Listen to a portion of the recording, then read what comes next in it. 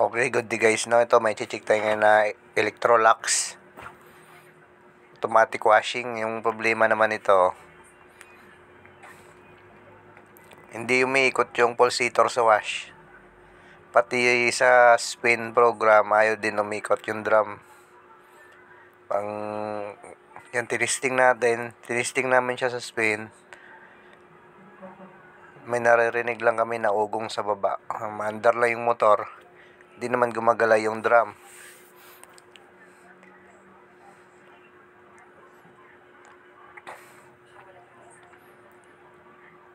Yan, ugong lang ng ugong sa ilalim. Pero hindi gumagalaw yung drum niya sa spin program.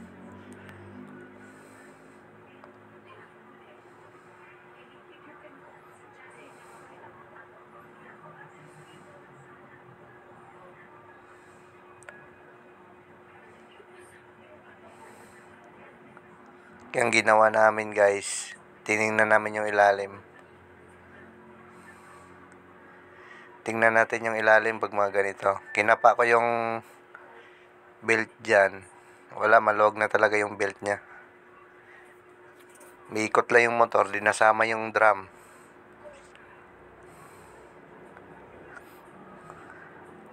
Pero minsan sumasama naman. Pero pag mabigat na yung karga niya, wala talaga, hindi na talaga nasama.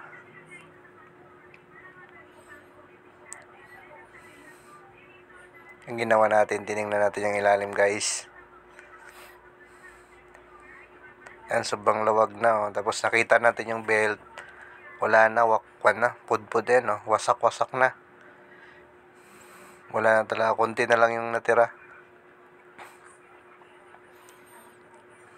Kaya papalitan natin yan ng belt guys. Sukat pala nito is 20 M20 pala. M20. Mga ganitong Electrolux. Ayan, nakita naman sa belt na wasak-wasak na.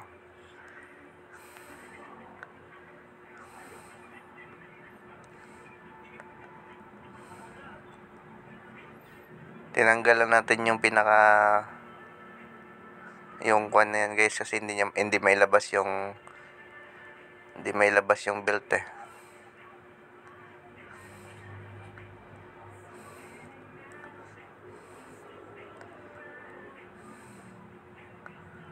Yan, nakita naman na wasak-wasak na.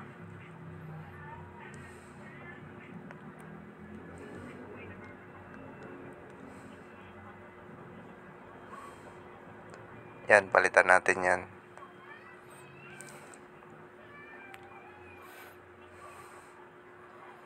Ang pagpalit yan guys, dapat hindi talaga siya hindi mahigpit guys. Yung saktong-sakto lang. Itong napalit natin, medyo mahigpit siya. Kaya luwagan na natin ng konti kasi pag mga ganyan na sobrang higpit naman, sisirain niya din yan yung gearbox nyo.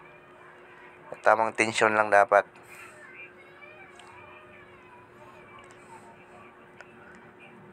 Tamang higpit lang dapat.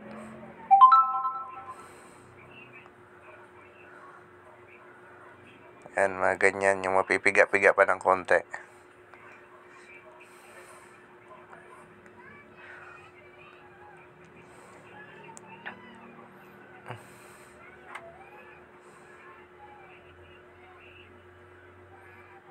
Tapos konting higpit lang ng mga bolts para hindi ma-lost thread.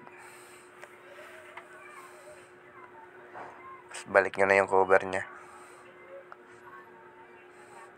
Protection sa gearbox.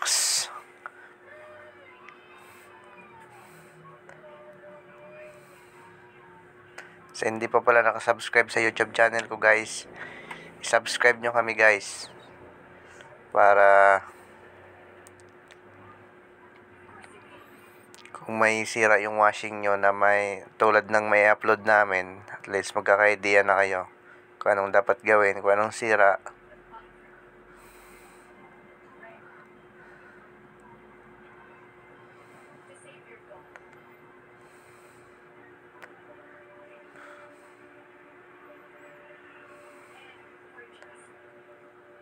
Okay na.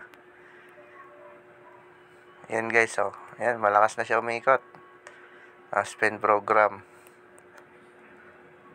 Okay na ito guys.